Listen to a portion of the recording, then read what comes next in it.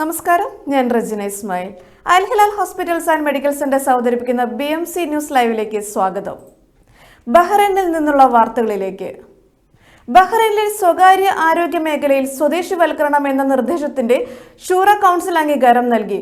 സ്വകാര്യ ആശുപത്രികളിലും ആരോഗ്യ കേന്ദ്രങ്ങളിലും കുറഞ്ഞ അളവിൽ സ്വദേശിവൽക്കരണം ഏർപ്പെടുത്താനുള്ള നിയമ ഭേദഗതിക്കാണ് ഷൂറ കൗൺസിലിന്റെ അംഗീകാരം. 2015 പ്രൈവറ്റ് മെഡിക്കൽ എസ്റ്റാബ്ലിഷ്മെന്റ് നിയമം ഭേദഗതി ചെയ്യാനുള്ള നിർദ്ദേശം ഡോക്ടർ ജമീല അൽ സൽമാൻ അധ്യക്ഷയായ സേവന സമിതിയാണ് മുന്നോട്ട് വെച്ചത്.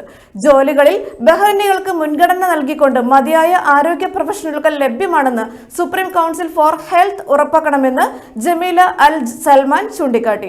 അനുയോജ്യരായ ഉദ്യോഗാർത്ഥികളെ കണ്ടെത്താനായില്ലെങ്കിൽ പ്രവാസികളെ നിയമിക്കുന്നത് പരിഗണിക്കും. അതേസമയം നാഷണൽ ഹെൽത്ത് റെഗുലേറ്ററി അതോറിറ്റിയുമായി കൂടിയാലോചിച്ചതിനു ശേഷം മാത്രമേ പ്രവാസികൾക്ക് ലൈസൻസ് അനുവദിക്കൂ എന്ന് തൊഴിൽ മന്ത്രാലയ അസിസ്റ്റന്റ് അണ്ടർ സെക്രട്ടറി അഹമ്മദ് അൽ ഹൈക്കി പറഞ്ഞു. ബഹ്റൈനിൽ 6 മാസത്തെ തൊഴിൽ വിസ പ്രഖ്യാപിച്ച് ലേബർ മാർക്കറ്റ് റെഗുലേറ്ററി അതോറിറ്റി. ബഹ്റൈനിൽ താമസിക്കുന്ന പ്രവാസികളും വാണിജ്യ മേഖലയിൽ ജോലി ചെയ്യുന്നവരുമാണ് പുതിയ വിസയ്ക്ക് യോഗ്യരാവുക. വ്യവസായ പ്രവർത്തനങ്ങൾ സുഗമമാക്കാനും വിപണിയിലെ ആവശ്യങ്ങൾക്കും നിർദ്ദേശങ്ങൾക്കും അനുസൃതമായുമാണ് പുതിയ വിസ അനുവദിക്കാൻ LMRA തീരുമാനിച്ചത്. നിലവിലുള്ള 1 വർഷത്തെയും 2 വർഷത്തെയും വിസ പെർമിറ്റുകൾക്ക് പുറമെയാണ് പുതിയ 6 മാസ കാലയളവിലെ വിസ. പുതിയ വിസ നിലവിൽ ബഹ്റൈനിലുള്ള പ്രവാസി തൊഴിലാളികൾക്ക് മാത്രമുള്ളതാണെന്നും വിദേശത്തു നിന്നുള്ള റിക്രൂട്ട്മെന്റ് ഇതിൽ ഉൾപ്പെടില്ലെന്നും LMRA അറിയിച്ചിട്ടുണ്ട്. ബഹ്റൈനിലെ തിരുവനന്തപുരം നിവാസികളുടെ കൂട്ടായ്മയായ അനന്തപുരി അസോസിയേഷൻ കുടുംബസംഗമവും ബാർബിക്യൂ നൈറ്റും സാക്കിറിലെ ഡെസേർട്ട് ക്യാമ്പിൽ അതിവിപുലമായി ആഘോഷിച്ചു. വൈകിട്ട് 8 മണിക്ക് തുടങ്ങിയ പരിപാടി പുലർച്ചെ 4 മണിയോടെയാണ് അവസാനിച്ചത്. ലൈവ് കുക്കിംഗ്, ഗ്രിൽ ഡിന്നർ, വിവിധയിനം ഗെയിംസുകൾ, ക്യാമ്പ് ഫയർ ഒക്കെ പരിപാടിയിൽ ഉൾപ്പെടുത്തിയിരുന്നു. കുടുംബസംഗമം വിജയിപ്പിക്കാൻ പ്രയത്നിച്ച പ്രോഗ്രാം കൺവീനർമാരായ അസോസിയേഷന്റെ അസിസ്റ്റന്റ് സെക്രട്ടറി കൂടിയായ മിൽട്ടൺ റോയ് ബെന്നിറ്റിനെയും വിനോദ് ആറ്റിംഗ്ലിനെയും ബെൻസി ഗനിയുടെയും അനന്തപുരി അസോസിയേഷൻ ജനറൽ സെക്രട്ടറിയായ സന്തോഷ് ബാബു പ്രശംസിച്ചു. പരിപാടിയിൽ പങ്കെടുത്ത എല്ലാ അംഗങ്ങളെയും പ്രസിഡന്റ് ദിലീപ് കുമാർ നന്ദി അറിയിച്ചതോടൊപ്പം തുടർന്നും ഇതുപോലുള്ള കുട്ടികൾക്കും മുതിർന്നവർക്കും ഒരുപോലെ ആസ്വദിക്കാൻ പറ്റുന്ന പരിപാടികൾ സംഘടിപ്പിക്കുമെന്നും പറഞ്ഞു. ICF Hamad town region committee പുനഃസംഘടിപ്പിച്ചു.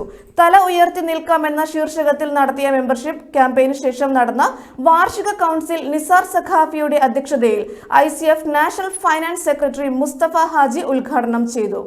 Nisar Saqafi Karunagappally president, Ishaq Mattannur general secretary, Abdurahman Chekyad finance secretary എന്നിവരാണ് ഹമദ് ടൗൺ റീജിയൻ കമ്മിറ്റിയുടെ പുതിയ ഭാരവാഹികൾ. ഡെപ്യൂട്ടി പ്രസിഡന്റുമാരായി ഫിറോസ് ഹാജി വളപട്ടണം, ബഷീർ പട്ടുവം, മമ്മു ഹാരിസ് എന്നിവരെയും സെക്രട്ടറിമാരായി Ismail Musliyar moral education, Ibrahim Saqafi Tazkiya, Abdul Sattar organising and training, Saheer Kasaragod administration and IT, Muhammad Anees cyber PR and media, Riyas Pattabi women empowerment, Ashraf Manjeshwaram harmony and eminence, Nooruddin Abdul Jabbar knowledge, Abdul Nasar Wayanad publication, Muhammad Thaliparamba welfare and service, Moidu വല്ലായിട്ട് economic എന്നിവരെയും തിരഞ്ഞെടുത്തു. ഹമദ് ടൗൺ സെന്ററിൽ നടന്ന വാർഷിക കൗൺസിലിൽ അതാത് സമിതി സെക്രട്ടറിമാർ വാർഷിക പ്രവർത്തന റിപ്പോർട്ടുകൾ അവതരിപ്പിച്ചു. ICF national education president Hakeem Saqafi പുനഃസംഘടനാ നടപടികൾക്ക് നേതൃത്വം നൽകി. നാഷണൽ നേതാക്കളായ സൈനുദ്ദീൻ സഖാഫി, ഷിഹാബുദ്ദീൻ സിദ്ദീഖി എന്നിവർ വേദിയിൽ സന്നിധരായി. അബ്ദുറഹ്മാൻ ചെക്കിയാട് സ്വാഗതവും ഇസ്ഹാഖ് മട്ടന്നൂർ നന്ദിയും രേഖപ്പെടുത്തി. ഇനിയൊരു ഇടവേള.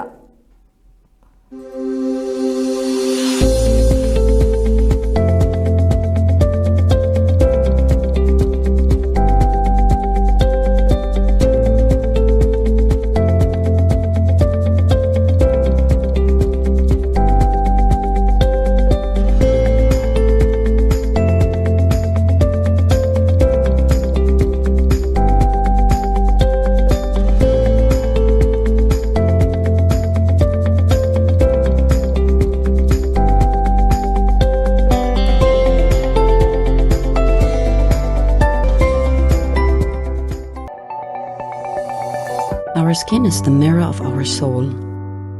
Our skin is our largest sensory organ. Our skin needs a healthy microbiome balance. This is regulated by its pH value, which protects the skin from pathogens, cold and ultraviolet rays.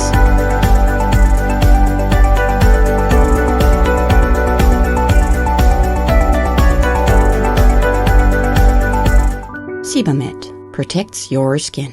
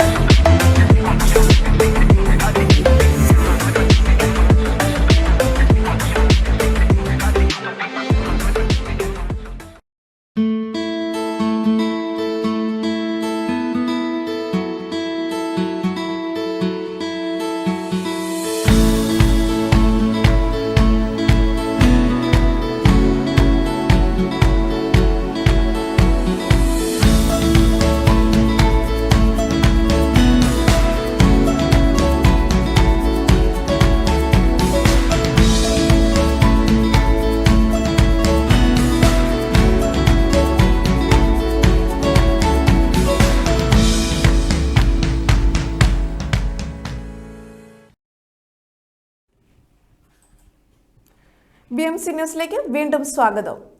Palakkad arts and cultural theatre winter camp സംഘടിപ്പിച്ചു. സാഖറിൽ നടന്ന ചടങ്ങിൽ 100-ലേറെ അംഗങ്ങൾ പങ്കെടുത്തു.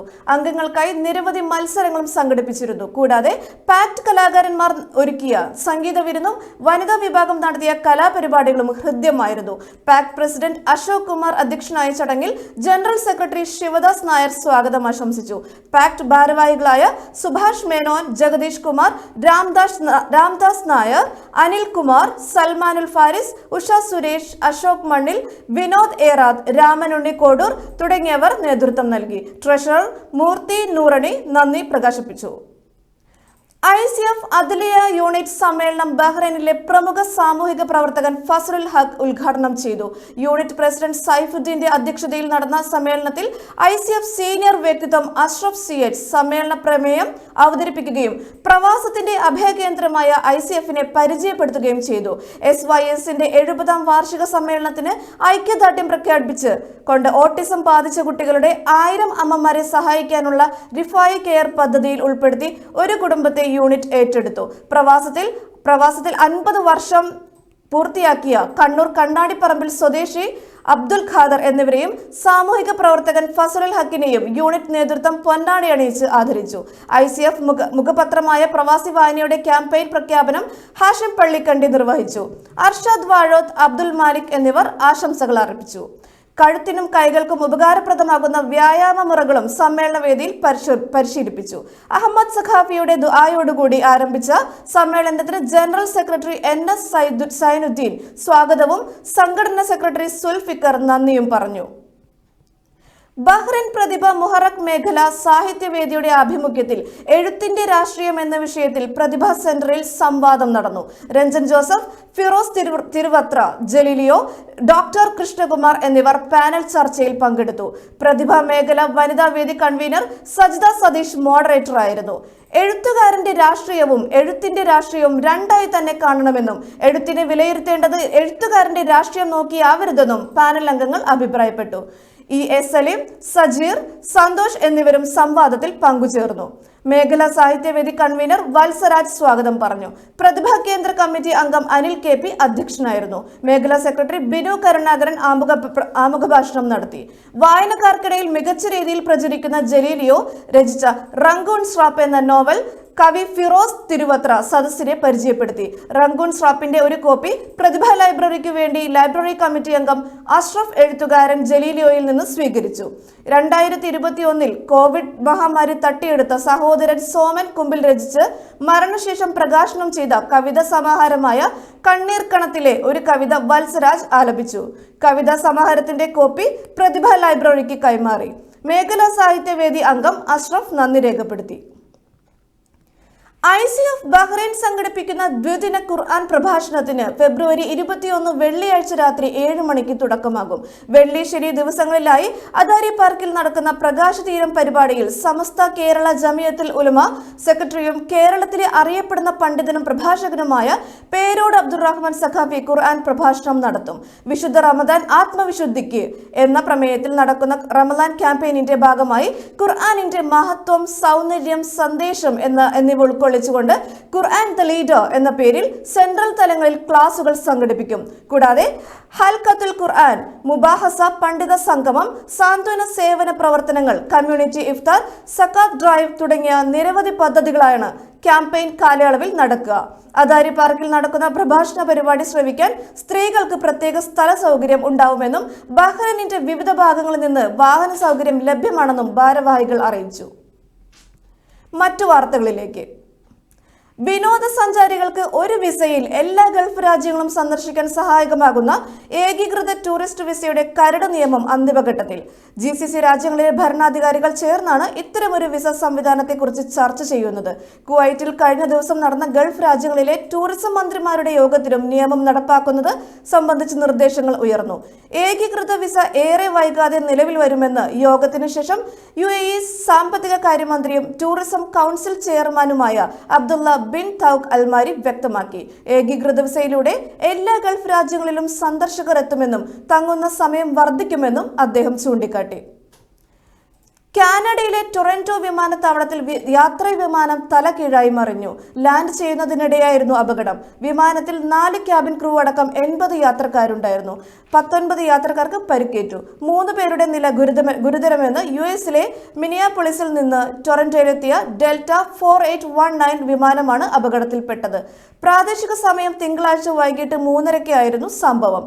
വിമാനം land ചെയ്യുന്ന സമയത്തുണ്ടായ അതിശക്തമായ കാറ്റാണ് അപകടത്തിനിടയാക്കിയതെന്നാണ് പ്രാഥമിക നിഗമനം. മഞ്ഞുവീഴ്ച മൂലം വിമാനത്താവളത്തിലെ കാഴ്ചപരിധിയും കുറവായിരുന്നു. വിമാനം ലാൻഡ് ചെയ്യുന്ന സമയത്ത് നിയന്ത്രണം വിട്ട് റൺവേയിൽ തലകീഴായി മറിയുകയായിരുന്നു. ഇന്ത്യയും ഖത്തറും തമ്മിലുള്ള തന്ത്രപരമായ പങ്കാളിത്തം ഉറപ്പിക്കുന്നതിനുള്ള കരാറുകളിൽ ഒപ്പുവെച്ചു. ഇരട്ട നികുതി ഒഴിവാക്കുന്നതിനും വരുമാന നികുതി വെട്ടിപ്പ് തടയുന്നതിനുമുള്ള കരാറുകളിൽ ആണ് ഒപ്പുവെച്ചത്. പ്രധാനമന്ത്രി നരേന്ദ്രമോദിയും ഖത്തർ അമീർ ഷെയ്ഖ് തമീം ബിൻ ഹമദ് അൽ ഥാനിയുടെയും സാന്നിധ്യത്തിലാണ് കരാർ ഒപ്പുവെച്ചത്. 2 ദിവസത്തെ സന്ദർശനത്തിനാണ് ഷെയ്ഖ് ഹമീം ബിൻ ഹമദ് അൽ ഥാനി ഇന്ത്യയിലെത്തിയത്. ഇന്ന് ഉച്ചയ്ക്ക് 12-ന് ഹൈദരാബാദ് ഹൗസിലായിരുന്നു ഖത്തർ അമീറിന്റെ മോദിയുമായുള്ള കൂടിക്കാഴ്ച. ഖത്തറിൽ നിന്ന് ഇന്ത്യ കൂടുതൽ പ്രകൃതിവാതകം വാങ്ങാനും ധാരണയായി. ഖത്തർ വധശിക്ഷ റദ്ദാക്കിയെങ്കിലും ഇനിയും ഇന്ത്യയിലേക്ക് മടങ്ങാനാകാത്ത മുൻ നാവികസേന ഉദ്യോഗസ്ഥന്റെ കാര്യവും ചർച്ചയായെന്നാണ് സൂചന. പ്രോട്ടോകോൾ മാറ്റിവെച്ച് വിമാനത്താവളത്തിൽ നേരിട്ടെത്തി നരേന്ദ്രമോദി ഇന്നലെ ഖത്തർ അമീറിനെ സ്വീകരിച്ചിരുന്നു. വിദേശകാര്യമന്ത്രി S ജയശങ്കർ ഇന്നലെ ഷെയ്ഖ് ഹമീമുമായി ചർച്ച നടത്തിയിരുന്നു. പ്രധാനമന്ത്രി നരേന്ദ്രമോദിയുടെ ക്ഷണപ്രകാരമാണ് അമീർ ഇന്ത്യയിലെത്തിയത്. ഖത്തർ അമീർ Sheikh Tamim bin Hamad Al ഥാനിയുടെ ഇന്ത്യൻ സന്ദർശനത്തിൽ ഖത്തർ പ്രധാനമന്ത്രിയും വിദേശകാര്യമന്ത്രിയുമായ Sheikh Mohammed bin Abdul Rahman bin Jassim Al ഥാനിയുമുണ്ട്. രാവിലെ ഖത്തർ അമീറിന് രാഷ്ട്രപതി ഭവനിൽ ആചാരപരമായ വരവേൽപ്പ് നൽകി. ഇന്ത്യയിലെയും ഖത്തറിലെയും വ്യവസായികളുമായും അമീർ കൂടിക്കാഴ്ച നടത്തി. ഈ വാർത്തയോടുകൂടി ഇന്നത്തെ BMC ന്യൂസ് ലൈവിൽ മലയാളം വാർത്തകൾ പൂർണ്ണമാകുന്നു. ശുഭരാത്രി.